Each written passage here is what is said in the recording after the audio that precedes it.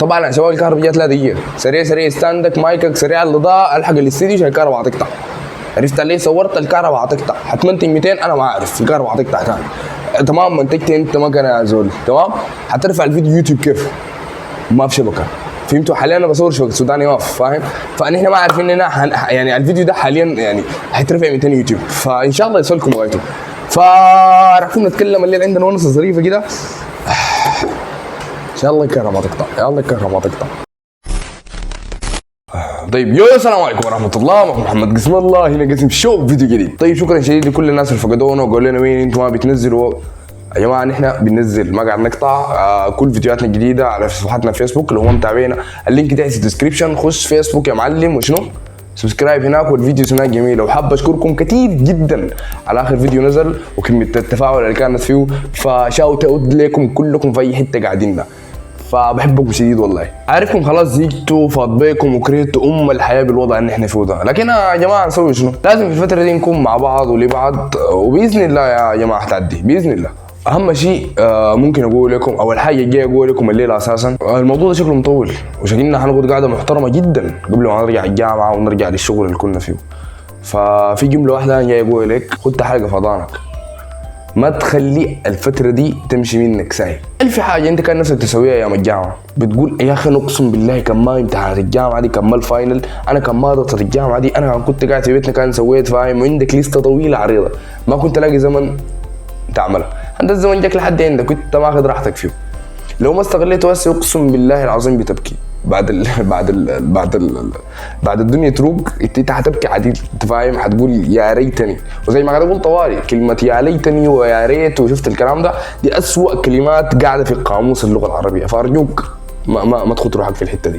في حاجات كثيره انت ممكن تسويها في الفتره دي، في حاجات كثيره انت ممكن تعملها وتكون مبسوط بها جدا ومبسوط بالنتائج بتاعتها بعد الدنيا تروق وترجع لطبيعتها، وتكون مبسوط جدا انك مرت بالتجارب دي. الحياه انا ما اقدر اقول لكم في شكلينات 1 2 3 4 عشان تملوا مني وتسعجوا، فالموضوع شكله ونسه. حنقول لكم في نص الكلام حنتونس كده يا معلم، وخذ اللي انت عايزه منه وجربه. اهم شيء ما تقعد ساي، اهم شيء ما تضيع زمنك ده والزمن الماشي ده ساي. اول حاجه حابب ابدا بها كلامي، او اول حاجه حابي انصحكم بها، اول حاجه حابي اقول لكم ده هو الطريقه الصح. امشي اتطوع في اي منظمه، في اي مبادره، في اي محل فيه عمل طوعي. عرفتوا علي؟ العمل الطوعي حاليا او قبل 2 3 كون شخصيه واتقسم اللي قدامكم ده حاليا. عرفتوا علي؟ في العمل الطوعي بتلاقي كميه بتاعت اشخاص من كل انواع المجتمع. العمل الطوعي بيعلمك الخبره الاجتماعيه مع الناس، بتقدر كيف تتعامل مع كل فئات المجتمع. العمل الطوعي بيديك شهادات انك اشتغلت معاهم بتنفعك جدا في السي في بتاعك. العمل الطوعي بصوره عامه بعرفك على ناس انت ما هتعرف قيمتهم الا بعد ما تقعد معاهم 3 4 سنه، بتقول انا كنت وين من ده زمان. فانا ما حقدر احكي لك اكتر، لكن بجد جرب اسبوع واحد بس في اي منظمه جنبك، انت ما هتخلي الكلام ده تاني. فحاول جرب يا مان. تاني شيء برضه ممكن تتعلم تقرا كتب، او ممكن تقرا روايات، او اي حاجه من الحاجات اللي نفسها اتعلمها دي. صراحه انا نفسي اتعلم اقرا كتب لكن ما عارف المشكله وين. لكن الحقيقه صراحه انا نفسي اتعلمها، لانه جد بتديك العصاره. انت مستحيل تقرا كتاب ما تستفيد، مستحيل تقرا روايه ما تستفيد. اقل حاجه انت ممكن تستفيدها انك اتعلمت الصبر وتنميت الكتاب ده. فهمت؟ فانا صراحه نفسي اتعلم الحاجه دي وبحاول فيها.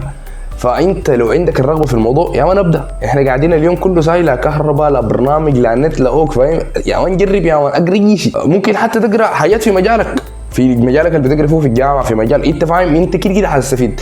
فحاول وظف الاستفاده بتاعتك دي في الحته اللي انت عايزها. وفي حاجه ثانيه برضو انا شايفها يعني فاهم، دي من اجمل الحاجات صراحه، انك تتمرن او تغير في شكلك. فاهم يعني مثلا انا اجز من الناس الجامعه دي 5 6 شهور، يا اخي رايك شنو؟ انا ارجع لهم زول جديد، ارجع لهم زول بشكل ثاني. يا مان انت ضعيف اسمن، انت سمين يا معلم، يعني ضخم اضعف يا معلم. انا زول جديد اسمع زول حيعرف يا مان ده شنو الزول ده تغير يا مان، ده حصل لك شنو يا مان. فهمت علي؟ فالموضوع انت فاهم اصلا التمرين ده يا مان بصدق والله بجد يا مان نفسيتك الواقع في الوطن دي بيرفع لك التمرين.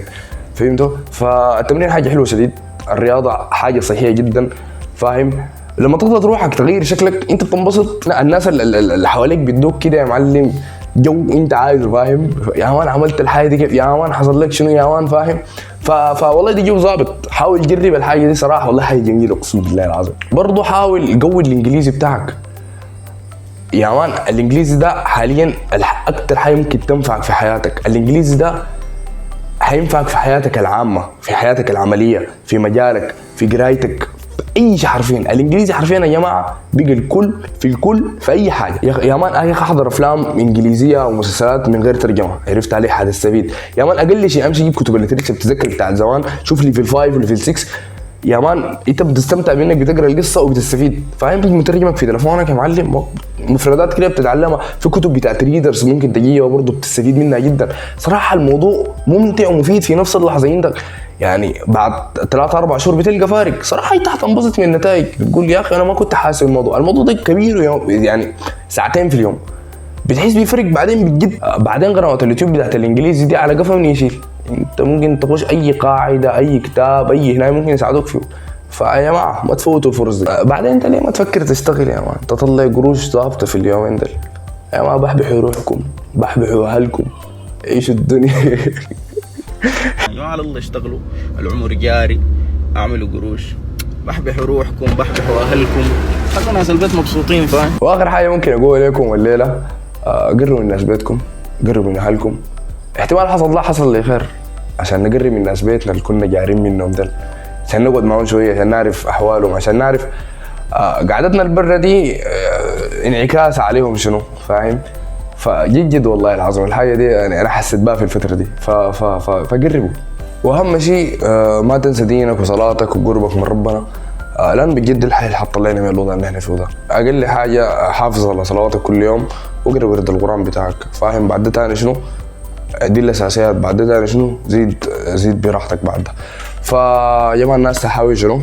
الازمه دي بعد ما نطلع منها، اطلع منها انت كسبان، اطلع منها انت مبسوط، اطلع منها بنتائج تخليك انت فخور جدا بانه الفتره دي عدت وانت ما طلعت نفس الزول او طلعت زول اقعب.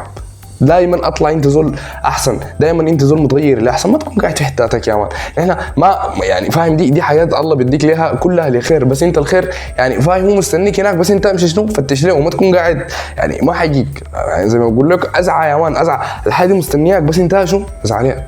فاختار اي حاجه من الحياه اللي قلناها الليله دي، جربها يا مان لمده اسبوع. لما لقيت روحك مرتاح ارجع لحياتك تاني اللي انت كنت عايشها. وبرضه يعني ما شرط الحياه اللي انا قلتها، فكر انت مع نفسك انت كنت عايز تعمل شنو، رياضه جديده، كورس جديد ده تقراه، اي حاجه انت شنو حابب تعملها جرب اعملها لمده اسبوع. غير حياتك بتاعت اليوم، الروتين اللي احنا عايشينه ده غيره، شوف هتنبسط ولا هتنبسط. صراحه انا كنت موقف تصوير، كنت قرفان من الدنيا وما عارف اسوي شنو صراحه. يومي روتين بطريقه غريبه. لما رجعت اتصوير صراحه يعني وايديت وبتاع واطلع اصور وبتاع، صراحه انا حاسس ان الدنيا ردت لي تاني. ده الحل الوحيد انه نطلع من القرف اللي احنا كنا عايشين فيه ده، تعمل حاجه اللي بتحبها او تعمل حاجه تقدر تصل منها لحاجه.